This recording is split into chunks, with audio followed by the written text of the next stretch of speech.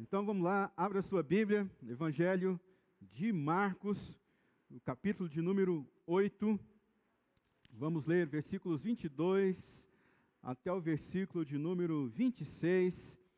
Seja o milagre, como eu me torno um milagre para que eu possa viver milagres. Como me torno um milagre para que eu possa viver milagres. Devemos também estar orando pela família do nosso querido irmão João Marcos. Ele esteve com a gente domingo passado, e sempre que Deus falava com ele, ele pedia para que eu mandasse esboço. Antigamente nós deixávamos o esboço da mensagem com as pessoas, mas hoje até mudamos um pouquinho a metodologia, mas sempre que ele achava uma mensagem interessante, ele pedia o esboço. Domingo passado ele passou por mim ali e falou: pastor, manda o esboço, aquela mensagem que o senhor pregou e tal. No sábado agora, por volta entre 11 e meio-dia, ele teve um infarto, morreu, foi sepultado hoje. Nós devemos orar pela sua família, seus filhos, Samuel, Franciele, também orar pela sua esposa, Elzi. Estão todos abalados, foi algo muito rápido, não se esperava isso. Hoje pela manhã nós realizamos um culto fúnebre. Ore pela família, eles precisam de consolo, preciso que o Senhor encontre eles e lhes ajude nesse momento difícil. Então, João capítulo 8, versículos 22 até o versículo de número 26. Marcos, eu estou abrindo João. Desculpa, é Marcos. Eu falei para você abrir João, hein? Então tá bom, eu é que me enganei aqui. Mateus. Aqui, ó, vamos achar já.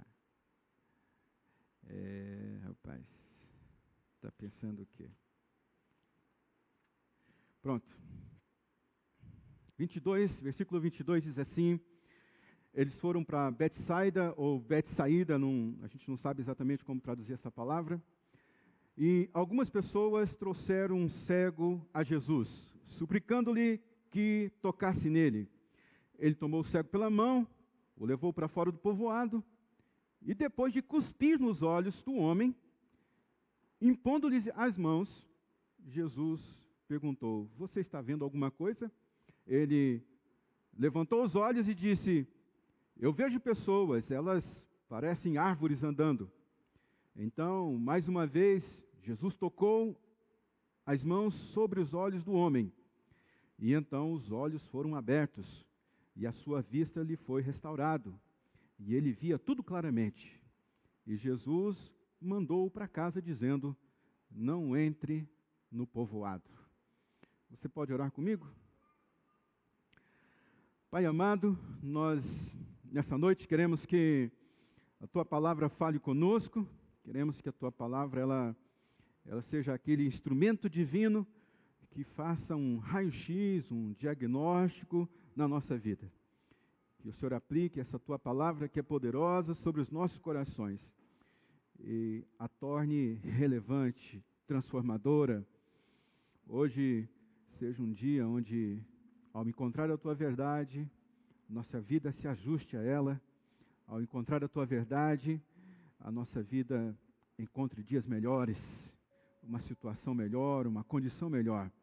Porque a Tua palavra ela é sempre transformadora, ela sonda o mais profundo do nosso ser. Vem hoje, pois, e transforma a nossa vida pela Tua palavra, Tua boa palavra. Esse é o nosso desejo nessa noite. E fazemos essa oração em nome de Jesus. Amém. Amém. Então, quando nós olhamos para um milagre, a gente acha que o milagre é tudo que nós precisamos na nossa vida. É lógico que quem precisa de um milagre sempre vai olhar para a situação da sua vida, sempre vai olhar para aquela situação e vai, evidentemente, exaltar, colocar em primeiro lugar, estar em evidência um milagre. É natural que quem precisa de um milagre coloque a sua atenção sobre o milagre. Coloque a sua ênfase. Coloque o seu foco, o seu coração. Mas o milagre, ele é apenas uma fachada de uma transformação que Deus quer fazer em nós. Sabe, quando você vê um quadro pintado, você vê ali a assinatura do autor, do pintor. O milagre é apenas a assinatura de Deus na nossa vida. Porque todo aquele processo de pintura, todo aquele processo de inspiração, todo aquele trabalho de pegar a tela, de pegar o pincel, de dividir as cores, misturar as cores, todo esse processo é a coisa, na verdade, mais valorizada. Então, eu poderia dizer nessa noite, sem dúvida nenhuma, de que o milagre é apenas o aroma. O conteúdo é o processo que Deus quer que a gente passe. O fundamento do milagre é esse processo que a nossa vida vai sendo levada. Como eu disse, a cura, o milagre, o socorro, é apenas alguma coisa que fica assim, orbitando na nossa vida. Enquanto Deus vai mudando dentro de nós, enquanto Deus vai produzindo coisas novas dentro de nós, o maior milagre vai acontecendo dentro da nossa vida. Eu não sei se você já viveu um milagre, não sei se você está esperando por um milagre, mas quando você estiver nesse lugar de ter, obter, viver, esperar um milagre, quando ele chegar, quando ele acontecer, você vai ver que a obra maior que Deus realizou foi dentro de você. Por isso a proposta dessa noite, nesse momento que a gente tira para pensar na palavra de Deus, para refletir, a proposta é: como eu me torno um milagre para que eu possa viver milagres? Como é que você se torna um milagre para que mais milagres aconteçam na sua vida? Como é que você se torna um milagre a fim de que você possa viver novos milagres? E quando a gente olha para a vida deste homem, a gente encontra princípios. Não é a primeira vez que eu prego sobre essa passagem, se eu não me engano é a segunda ou a terceira vez, mas a palavra de Deus, ela tem esse poder, de que quando, vez por outra, acontece um sopro assim, e a gente descobre princípios novos, coisas novas, e eu espero muito que Deus fale com a gente nessa noite, porque comigo falou profundamente. Alguns princípios para a gente viver nessa expectativa de como eu me torno um milagre para que eu possa viver milagres. O primeiro princípio é: não deixe o seu condicionamento incorporar a sua personalidade. Isso aqui é algo muito profundo, sabe? Talvez, se você é alguém que tem um psicólogo, um terapeuta, provavelmente esse é o trabalho que o psicólogo ou o terapeuta está fazendo você viver nesse momento. Está fazendo você enxergar isso. Não deixe o seu condicionamento incorporar a sua personalidade. A Bíblia vai dizer aqui em Marcos capítulo 8, versículo 22, que Jesus e os seus discípulos, eles foram para essa cidade chamada Betsaida. E ali trouxeram um cego. Observe que a Bíblia não dá nome para esse cego. Marcos, quando está escrevendo o Evangelho, eu acredito que ele não fez isso de qualquer maneira. Ele pesquisou na região para descobrir quem era esse homem. Quem é esse homem cego? Mas esse homem não tinha nome. Ele era conhecido apenas pela sua cegueira. Em outras palavras, ele era conhecido pelo seu condicionamento. Isso é um perigo muito grande para a gente. Porque aquilo que faltava nele era mais forte do que a personalidade dele. Aquilo que faltava na vida dele era muito mais forte do que a identidade dele. Pensa num homem ser reconhecido pela sua dor. Pensa num homem ter a sua identidade reconhecida pelo seu problema. É quando o problema incorporou tanto pessoa que a pessoa já não é mais vista como um ser humano, uma pessoa individual com uma identidade. A pessoa, ela é vista por causa do seu problema, por causa do seu condicionamento. Condicionamento é a condição que você está vivendo. É muito triste quando um condicionamento incorpora tanto na vida da pessoa, que a pessoa passa a ser reconhecida por causa daquele problema que ela está vivendo. Que a pessoa passa a ser reconhecida por causa daquela dor que ela está atravessando. Que a pessoa, ela é entendida e compreendida a partir desse condicionamento. Talvez você olhe para alguém nesse exato momento e você una o nome dessa pessoa à condição dessa pessoa. Talvez você olhe para alguém e você está unindo o nome dessa pessoa à condição que falta dela. Ou talvez alguém está olhando para você e unindo o seu nome a alguma área de luta da sua vida. Olhando o seu nome e unindo a uma área de peleja na sua vida. Esse é quando o condicionamento incorpora a nossa personalidade, quem nós somos. O duro também é quando a gente faz isso com a gente mesmo, né? Porque uma coisa é as pessoas fazerem isso para você. Por exemplo, as pessoas olham para você e você é uma pessoa separada, uma pessoa desquitada. E elas olham você a partir do seu condicionamento. Você é uma pessoa pobre, as pessoas olham você a partir do seu condicionamento. Olha lá o pobre, olha lá o desquitado, olha lá o dependente, olha lá aquele que foi traído, aquela que foi traída, olha aquele cara chato. É quando o condicionamento incorpora a nossa identidade, a nossa personalidade. E como eu estava dizendo, pior é quando a gente se coloca neste lugar. Porque a verdade é que a gente não sabe muito bem como as pessoas nos veem. Na verdade, as pessoas nos veem muito superficialmente. Elas acham que nos conhecem. Elas acham que sabem muito a nosso respeito. Mas não é bem assim. Elas veem a casca, elas veem o que está por fora. Elas veem o nosso condicionamento. Então a dificuldade maior é quando a gente pega a nossa dor e a gente une a nossa personalidade. É quando, por exemplo, você é um nordestino e você diz, eu tenho sangue de italiano. É que você é uma pessoa brava, uma pessoa chata. Você diz para você mesmo, eu sou assim mesmo, eu sou chato, eu sou duro. Não, eu sou assim mesmo. Você pega a sua condição e você incorpora a sua personalidade.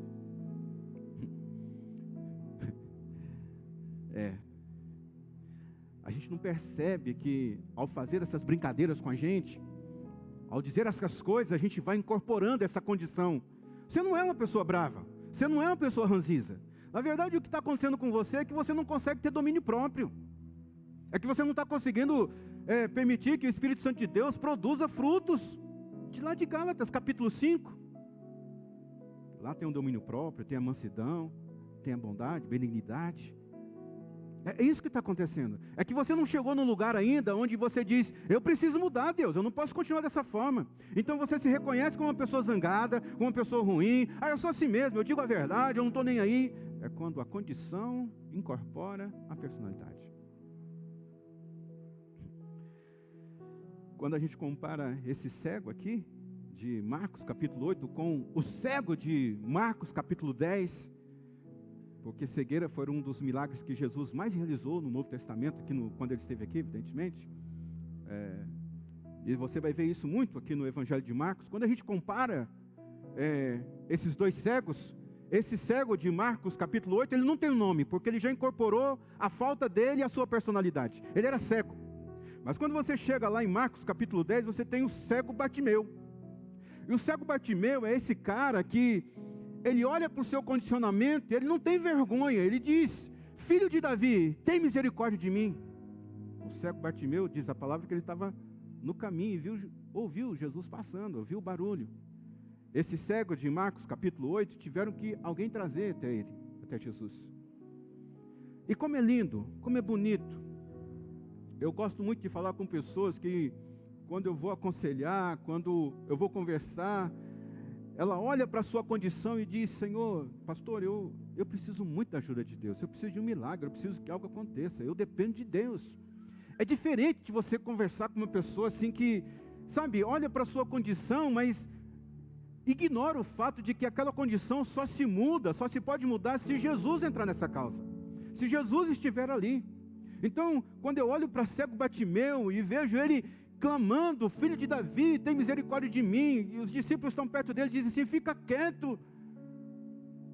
Ele diz, não, eu preciso ser transformado, a minha condição precisa ser mudada, eu não posso mais ser reconhecido como Bartimeu cego.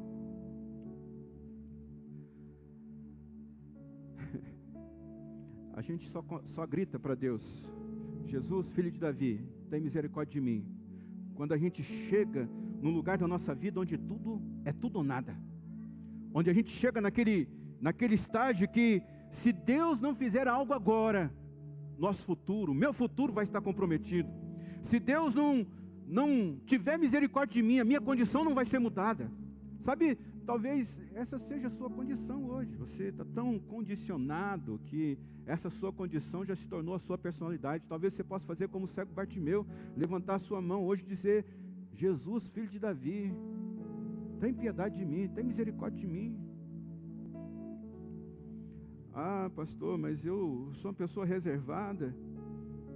Irmão, mas chega um momento na nossa vida que a gente não pode ficar cuidando muito da nossa aparência, não, sabe? Do nosso jeitão, não. Há um momento que ou a gente clama e Deus intervém, ou a gente continua calado e as coisas ruins vão continuar acontecendo na nossa vida.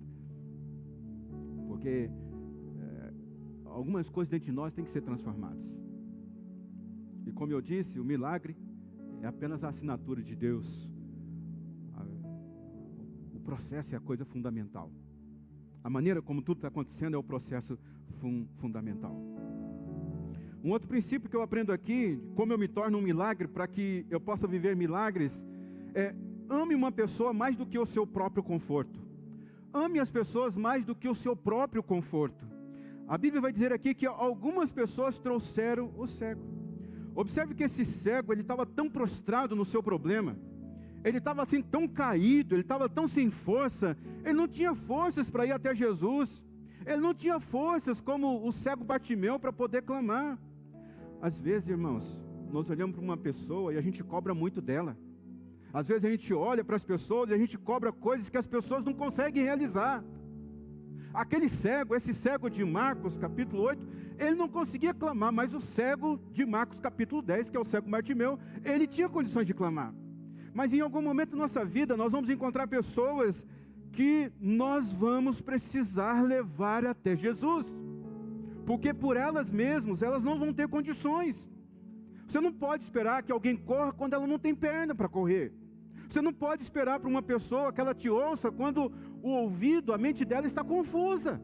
Você não pode esperar que uma pessoa, ela vai te ouvir quando ela está totalmente fechada. É como se estivesse hermeticamente fechada. Então existem momentos em que nós precisamos pegar na mão de alguém e falar: eu vou te levar até o Mestre, eu vou te levar até Jesus. Nós precisamos ser mais misericordiosos, pense nisso.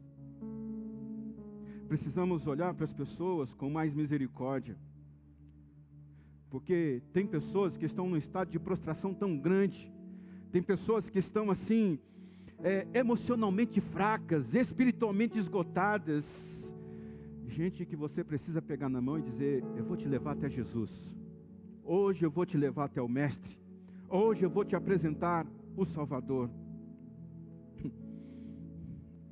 Você não crê, mas eu creio. Você não ora, mas eu vou orar por você. Você não consegue profetizar sobre a sua vida, mas eu vou profetizar sobre a sua. Há momentos que nós temos que pegar na mão das pessoas. Será que tem alguém perto de você que você precisa fazer isso? Pegar na mão dela e levar. Você tem que acreditar que Deus pode transformar aquela pessoa. Aquela pessoa pode não estar acreditando, mas você tem que parar um pouco, sair mão do seu conforto, pegar na mão dessa pessoa, acreditar por ela, investir nela, convidar ela, levar ela até Jesus. Porque quando nós estávamos numa situação difícil, quando nós estávamos perdidos neste mundo, alguém fez isso por nós. Alguém pegou na nossa mão e nos levou até Jesus. Alguém pegou na nossa mão e levou a gente até a igreja. Será que você não é uma pessoa que alguém passou na sua casa, colocou você no carro dele e trouxe você até aqui? Então, se alguém fez isso por você, é hora de você pegar na mão de alguém e levar essa pessoa até Jesus. Há muitas pessoas prostradas nos dias de hoje, pessoas caídas, pessoas sem capacidade de ter força para se levantar, para crer, para confiar em Deus. Mas você pode ser essa pessoa. Você pode ser essa pessoa que pega na mão dela e diz assim: eu conheci alguém que transformou a minha vida e eu quero te levar até a presença dele. Ame as pessoas mais do que o seu conforto. Talvez você possa dizer: mas eu não aguento, aquela pessoa é chata demais, ela não confia em Deus, todas as vezes que eu vou falar de Deus para ela me xinga, ela diz que eu sou muito crentão. Mas tenha paciência, porque quando você levar essa pessoa até diante do Mestre, quando você pegar na mão dela e levá-la diante de Jesus, o coração dela vai ser quebrantado. O coração dela vai ser mudado. A vida dela vai ser mudada. Então, Deus diz para você hoje, continue pegando na mão do seu esposo. Continue pegando na mão da sua esposa. Eu sei que você está cansado de repente ser aquela pessoa que diz, vamos para a igreja hoje. Vamos. Mas continue pegando na mão dessa pessoa. De repente você é um filho que está pegando na mão do pai, da mãe. Foi, pai, mãe, vamos na igreja hoje. Quantas crianças estão ali agora, nesse momento? Aquela equipe belíssima ali. E talvez você, pai, venha na igreja hoje só porque os filhos falam assim, eu quero ir lá no plug hoje. Teu filho pegou na tua mão e trouxe você até aqui. Pegue na mão de alguém, por favor. Pegue na mão de alguém, leve até o mestre. Leve até Jesus. Terceiro, aprenda que a glória de Deus habita em surpreender aqueles que o servem. A glória de Deus habita em surpreender aqueles que o servem. Então a Bíblia vai dizer que esses homens pegaram na mão desse cego e levaram ele até Jesus, dizendo, Jesus, toca nele. A Bíblia vai dizer que, suplicando-lhe que tocasse nele. Jesus curou muitas pessoas, tocando nelas. Muitas. Aqui mesmo em Marcos, por exemplo, você pega Marcos capítulo 1, versículo 41, a Bíblia vai dizer que Jesus, cheio de compaixão, Jesus estendeu a mão e tocou nele e disse, quero, seja purificado. Quem é esse homem? Esse homem é aquele leproso que Jesus curou. Aquele leproso chegou para Jesus, se o senhor puder, se o senhor quiser, me cure. E Jesus tocou nele e disse, eu quero, seja curado. Marcos capítulo 3, versículo 8 a 10, vai dizer que tanto Jesus quanto os discípulos estavam tão cansados, porque tanta gente procurava ele. Você vai ver aqui que no finalzinho do versículo, entre o versículo 9 e 10, vai dizer assim, de modo que os que sofriam de doenças ficavam se empurrando para conseguir tocar nele. Então, as pessoas queriam tocar em Jesus, ou as pessoas queriam ser tocadas por Jesus. Então, esses amigos desse cego, pegam ele pela mão, levam até Jesus, Jesus toca nele. Mas, quer que Deus ria de você? Mostre para Deus o método que você quer o seu milagre. Fala para Deus, Deus, eu estou com esse problema e eu quero que o milagre seja dessa forma. Faça Deus rir. Eu já percorri esse caminho, irmãos. É incrível como às vezes a gente pensa num problema, a gente ora e a gente fala, mas se Deus fizesse dessa forma, Ele podia tocar no coração daquela pessoa, Ele podia fazer isso, podia fazer aquilo. A gente cria um plano e a gente apresenta para Jesus, a gente apresenta para Deus. Mas a glória de Deus está em nos surpreender. A glória de Deus está no fato de que Ele faz coisas muito diferentes daquilo que nós esperamos, daquilo que nós desejamos. É uma ironia para Deus quando a gente escolhe o milagre e a forma que Ele vai realizar o milagre. É uma ironia para Deus você imaginar que você vai antecipar o próximo passo de Deus. Como é que Ele vai fazer agora? Não toca nele. Ele curou tantos tocando. Toca nele, impõe a mão. Mas a glória de Deus habita em surpreender aqueles que o servem. A glória de Deus está em cobrir as coisas dos homens. E a glória dos homens está em descobrir as coisas de Deus. Isso é o que diz Provérbios. A glória de Deus é ocultar certas coisas. Tentar descobri-las é a glória dos reis. O pedido foi, toca nele. Mas Jesus surpreende. E aqui então a gente tem um quarto princípio. Como eu me torno um milagre para que eu possa viver milagres? Saiba que Deus não é muito bom de explicar. Deus não é muito bom de dar explicação para a gente. Então, a Bíblia vai dizer que Jesus não impôs as mãos sobre esse homem. Jesus pegou na mão deste homem, ele tomou o cego pela mão e levou fora do povoado. Agora imagina o seguinte, os amigos desse cego chegam para Jesus e dizem, Jesus, toca nele. Jesus não diz palavra nenhuma. O que Jesus faz é pegar na mão daquele cego e começa a arrastar ele para fora do povoado. Observe que quem trouxe esse cego até Jesus, esse cego de alguma forma conhecia estes homens. Lhes era familiar. Mas agora, um homem calado. E como é difícil a gente lidar com o silêncio de Deus, não é? Quando a gente ora, quando a gente pede um sinal, quando a gente pede, Deus, faz algo, me mostra algo, me dá um apontamento. E Deus fique em silêncio. O silêncio de Deus, como o silêncio de Deus é difícil para a gente entender. Às vezes a gente tem esse pensamento: Deus, a minha necessidade é tão clara, eu necessito de um milagre, a minha cegueira é tão grande, Jesus, o Senhor está diante de um homem cego, o Senhor está diante do meu problema, e o Senhor não dá uma palavra, só pega pela mão e leva, sem dizer nada. Porque Deus não é muito bom de explicar o que Ele vai fazer na nossa vida, a maneira como Ele vai fazer na nossa vida. A verdade, Ele não precisa explicar nada para ninguém. Deus não precisa explicar para você. Aliás, Deus não precisa provar para você que Ele é Deus. O problema é seu, se você vai crer que Ele é Deus ou não. Ele não tem problema com isso.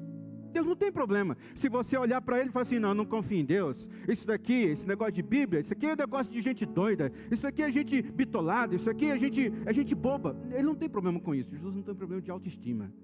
Deus não tem problema de autoestima. Ele sabe quem Ele é. É você que tem problema. Somos nós que temos problemas. Você acha que você ofende Deus quando Ele diz: Deus, eu só vou confiar no Senhor quando o Senhor me mostrar, quando o Senhor se mostrar a mim? Você acha que Deus tem problema com isso? Se o Senhor não fizer isso, eu não vou. Não tem. Mateus capítulo 12, os mestres disseram para Jesus: queremos ver da tua parte algum milagre. Resposta de Jesus: uma geração perversa e adúltera pede um sinal miraculoso, mas nenhum sinal lhe é dado. Sabe o que quer dizer isso? Deus não tem problema com autoestima. Ele não tem problema se você crê nele ou não.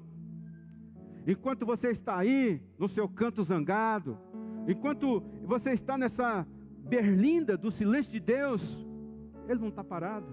Ele está trabalhando. Deus é um Deus que age. Deus é um Deus que faz a sua obra. É como diz Naum, capítulo 1, versículo 3, que Ele faz um caminho no meio da tempestade. A tempestade está acontecendo, o trovão, o vento, a chuva, e Deus está lá fazendo um caminho no meio da tormenta. Mas o que a gente vê? A gente vê a tempestade, a gente vê a tormenta, mas a gente não percebe o caminho que Deus está criando. Então Jesus pega esse cego pelas mãos e silenciosamente, você pode imaginar isso? Jesus não diz nada para esse cego. Ele não diz assim: vamos ali que nós vamos conversar, vamos ali que eu vou realizar esse milagre. Não. Você só sente algo puxando você. Você já sentiu assim? Mas tem algo puxando você? Você não compreende direito, você não está entendendo nada. A única coisa que você percebe é alguém puxando você.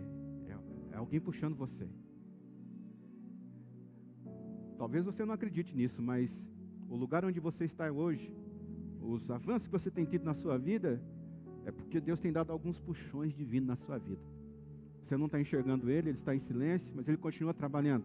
Ele apenas vai puxando você, porque essa é a obra de Deus. A Bíblia vai dizer em Provérbios 21 que como ribeiros de água, assim é o coração do rei nas mãos do Senhor. Seu coração é como um riacho nas mãos de Deus. Ele conduz para onde quer. E Ele vai dando esses puxões divinos na nossa vida. Ele vai aos poucos conduzindo, mesmo no silêncio. Se você olhar para trás, você vai ver que Deus sempre estava te guiando e você não estava nem percebendo. Aliás, tem uma música muito legal, né? Eu gostava muito de ouvir ela quando era pequeno, né? As pegadas na areia, né? Sendo carregado no colo e só via uma pegada na areia. Momentos Deus trabalha assim na nossa vida. Ele fica em silêncio, pega na nossa mão e vai nos puxando, realizando a obra que somente Ele pode fazer na sua vida. Se você está vivendo no silêncio de Deus, não se apavore. O Mestre está fazendo um caminho no meio da tormenta, da sua tormenta. Quinto princípio: como é que eu me torno um milagre para que eu possa viver um milagre? Não se acostume com a normalidade. A Bíblia vai dizer que Ele pegou o cego pela mão, levou para fora do povoado. Então Jesus foi puxando esse homem. Agora pensa, né? Quando eu pertencia à igreja de Guararapes, logo quando eu me converti, lá na nossa pequena igreja, nós tínhamos um casal de cegos lá. E a gente ficava abismado, como é que ele cozinhava, como é que eles viviam juntos. Um casal de cego, pode ser, mas o outro pelo menos tem que enxergar um pouco, né? Mas os dois eram cegos. Cuidavam da sua própria vida. Você já viu um cego na rua? Vai com a sua varinha, né? Ele consegue perceber que o ônibus que ele precisa está chegando. Ele consegue...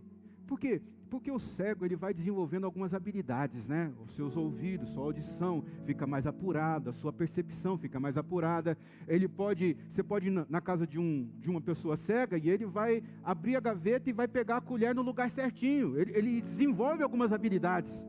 Agora, então, você imagina esse cego, que ele já devia ter desenvolvido alguma habilidade, porque ele era cego.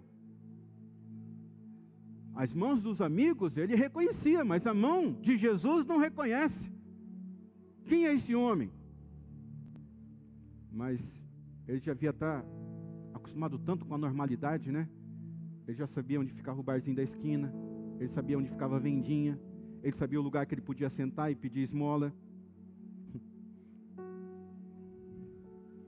Porque a gente é assim, a gente vai vivendo e a gente vai criando algumas normalidades na nossa vida. E é preciso a gente fazer isso, porque senão a gente enlouquece, sabia? A gente enlouquece se a gente não criar algumas normalidades na nossa vida. Mas o problema é quando a gente só fica focado nessa normalidade. Jesus pega esse homem pela mão e o conduz para fora da sua normalidade. E talvez seja exatamente isso que Deus está fazendo hoje na sua vida.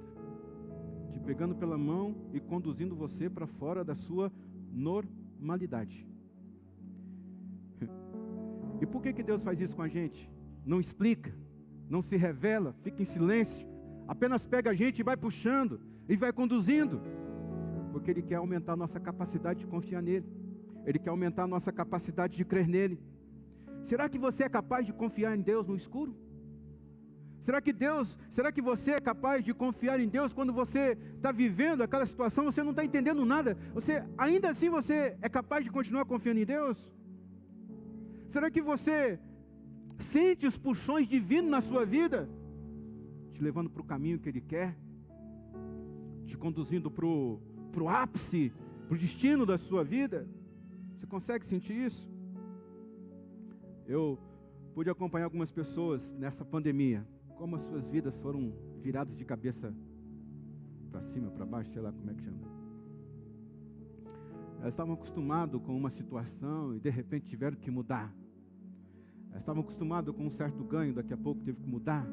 Estavam acostumadas com um certo tipo de trabalho, teve que mudar. Estavam acostumadas com um certo tipo de rotina, teve que mudar. Mas se você é uma dessas pessoas, você vai ver que Deus não deixou você na mão. Deus nunca deixa a gente na mão.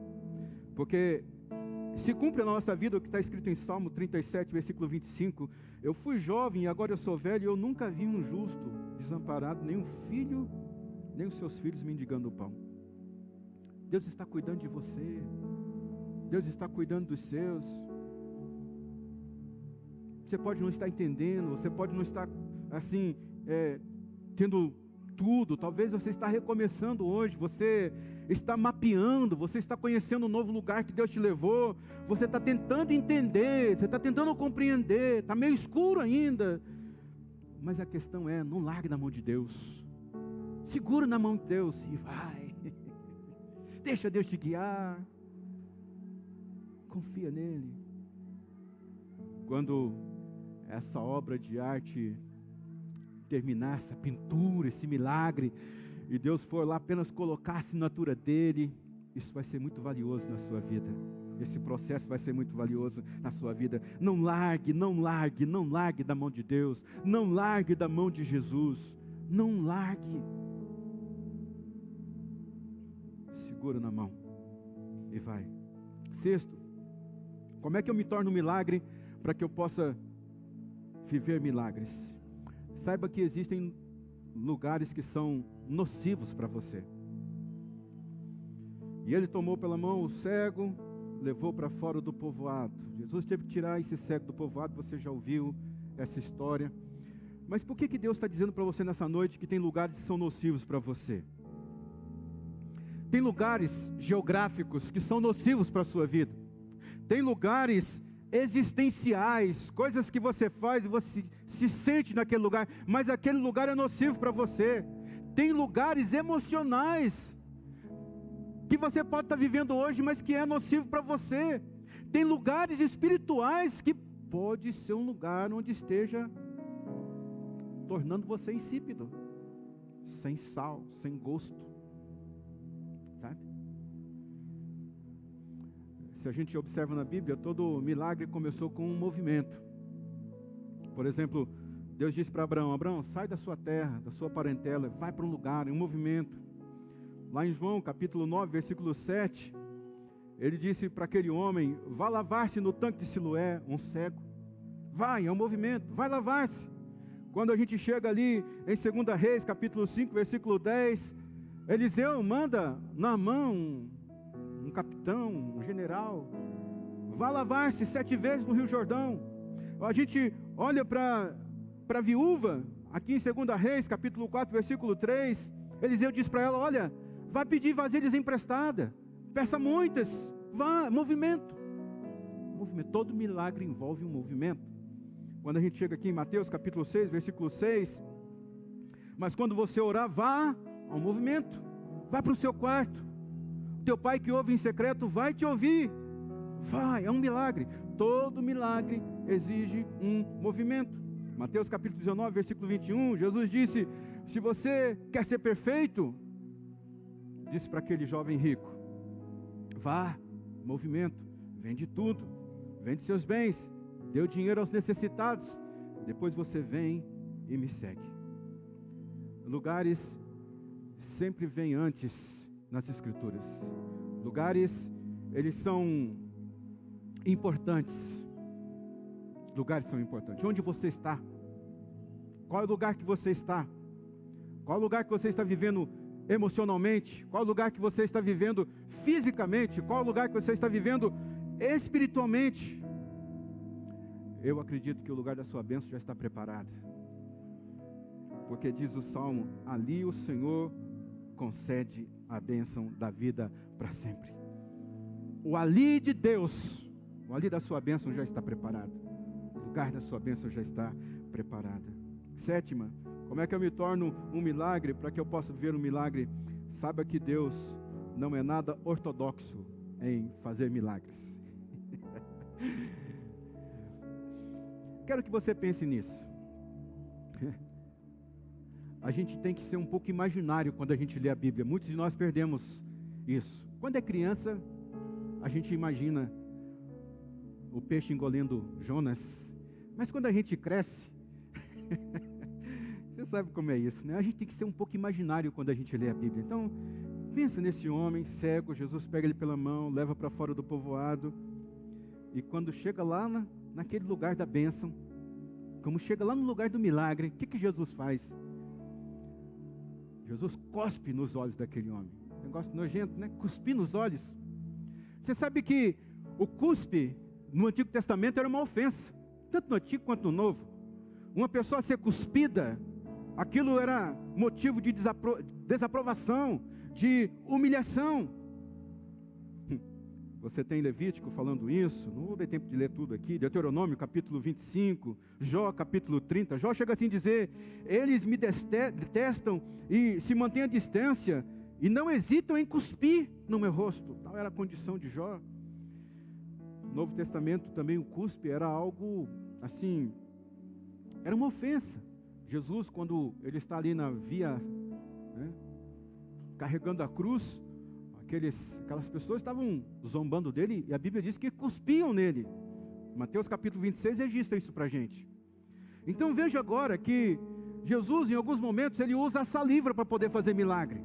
Você tem João capítulo 9, Jesus cospe no chão, faz um negócio ali e coloca na vista. Depois Jesus cospe, pega o cuspe dele e coloca na boca de um cara, e ele passa a falar. Mas aqui neste lugar,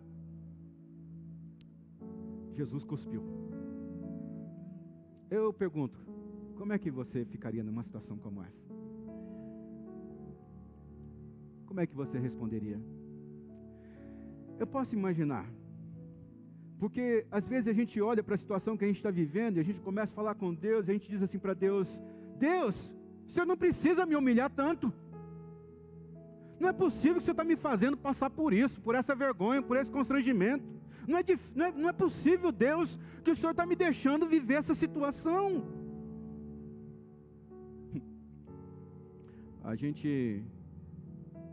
Nós estamos numa geração que tem se ofendido com muita facilidade. Mas esse cego, ele olha, eu não posso dizer que ele olha para esse ato de Jesus, porque ele era cego, evidentemente, mas você pode imaginar? Aquele cego sentindo assim um negócio ele não fica ofendido. Ele fala: Pai, para eu encontrar o meu milagre, pode cuspir em mim. Para eu encontrar o milagre, pode mandar eu mergulhar quantas vezes for necessário. Pai, para eu encontrar o milagre, pode mandar eu correr. Pai, eu faço o que for necessário para encontrar o meu milagre. Eu não vou ficar ofendidinho não, Pai. Pai, se o Senhor pedir para eu levantar a mão, eu vou levantar. Se o Senhor pedir para eu ajoelhar, eu vou ajoelhar. Senhor, eu vou fazer o que for preciso para alcançar a tua bênção. Não fique mimizento. Não fique. Se Deus pedir para você fazer algo, faça. Ah, mas eu vou ficar envergonhado se eu pedir perdão? Peça. Ah, mas eu vou ficar humilhado se eu fizer isso? Se humilhe. Se humilhe debaixo da potente mão do Senhor, porque no tempo apropriado Ele vai te exaltar. Mas faça o que Deus te mandar. Por que você fica assim resistindo? Você cuspiu em mim, você está deixando eu passar por esse problema, eu estou vivendo isso e o Senhor nem liga para mim. O que Deus pediu para você fazer, faça. Faça. Só faça. Eu preciso terminar. Mas eu quero terminar com duas coisas rapidamente aqui. Primeiro, como é que eu me torno um milagre para que eu possa viver milagres? Tem gente que está tão cansado das suas feridas da vida que não consegue mais reconhecer o milagre quando ele está chegando. Tem tanta gente ofendida, tem tanta gente machucada, tem tanta gente vivendo assim, amargurado, que quando o milagre está vindo, ela não consegue enxergar. E era isso que esse cego estava vivendo. Ele já era cego, ele era puxado pela mão por todo mundo. Ele já era humilhado, ter que ficar pedindo toda hora. Então, quando Jesus vai lá e cuspe nele, ele não está nem aí. Gente cansada, gente machucada, que não consegue reconhecer quando uma palavra profética é lançada e ela pega aquilo para dizer: isso aqui é para mim, essa aqui é uma palavra para eu viver, isso aqui é alguma coisa que vai acontecer na minha vida. Ela está tão machucada, ela está tão decepcionada, que quando o milagre está se aproximando, ela não consegue ver o milagre. Como é que eu me torno um milagre para que eu possa viver o milagre? Você precisa celebrar o parcial, para que Deus venha concluir o total. Eu quero terminar com isso. Porque Jesus pergunta para este homem: você está vendo alguma coisa? A Bíblia vai dizer que ele levantou os olhos. E ele teve uma coragem que muitos de nós não temos. Talvez se fosse eu diante de Jesus, eu falasse assim: Jesus, eu estou curado, cara, estou... Gente, é o cuspe de Jesus, Senhor. É a obra de Jesus da minha vida. Jesus, eu estou curado. Mas aquele homem tem uma... Ele tem uma... Não é só uma coragem, né? Ele olha para Jesus, é uma sinceridade. Ele diz: não estou vendo direito. Mas eu estou vendo pessoas como se fossem árvores. E a gente tem essa mania de não celebrar o parcial. Como é que está o seu casamento? Está ruim. Como é que está a sua vida? Está ruim. Como é que está a sua saúde? Está ruim. Você não é capaz de dizer: como é que está a sua saúde? Está melhorando. Eu não alcancei a cura ainda, mas Deus está me abençoando. É mais um dia que eu estou vivendo. É mais uma etapa que eu venci. Como é que está o teu casamento? Não está bom ainda, mas foi uma semana de paz lá em casa. Nós conseguimos conversar sobre o problema. Sabe, não é completo ainda, mas é o parcial. E quando você não consegue celebrar o parcial, Deus não consegue entrar para concluir o total. Olhe para a sua vida agora. Você talvez não esteja onde você gostaria de estar.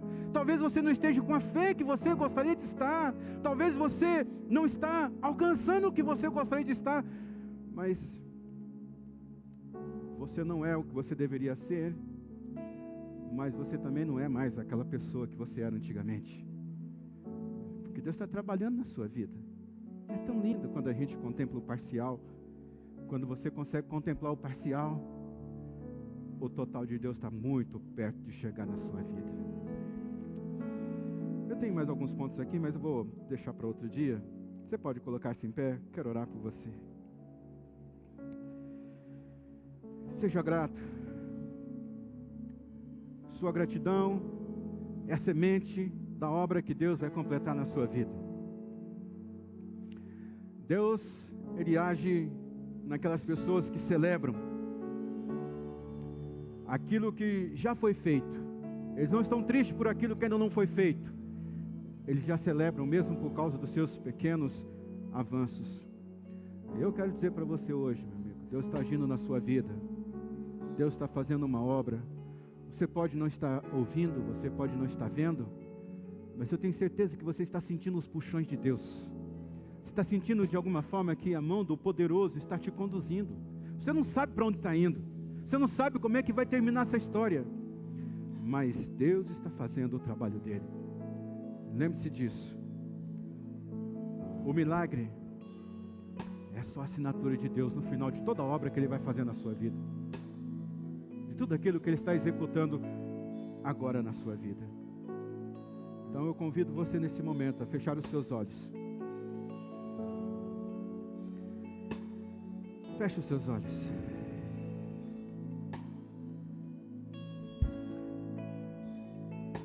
Talvez você possa ser sincero com Deus hoje.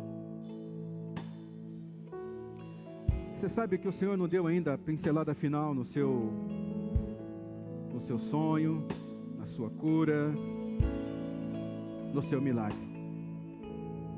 Mas transformações estão acontecendo em você, transformações estão acontecendo ao redor de você, as mudanças estão acontecendo na sua vida. Alguns despertamentos estão surgindo em você que não surgia antes. E a obra de Deus, o milagre, vai ser apenas quando Deus chegar lá e colocar a assinatura dele. Hoje, nesse momento, Deus diz para você: eu sou o seu Deus.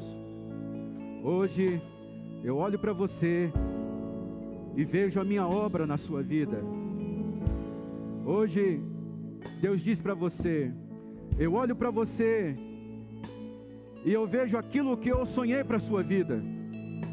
Eu olho para você e vejo que você está se tornando aquilo que eu imaginei.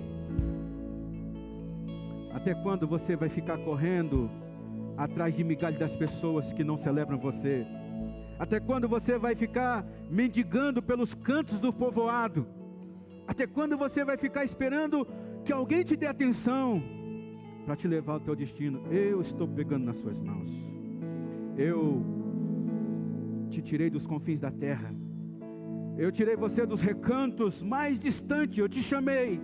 Você é meu servo. Eu te escolhi e não te rejeitei.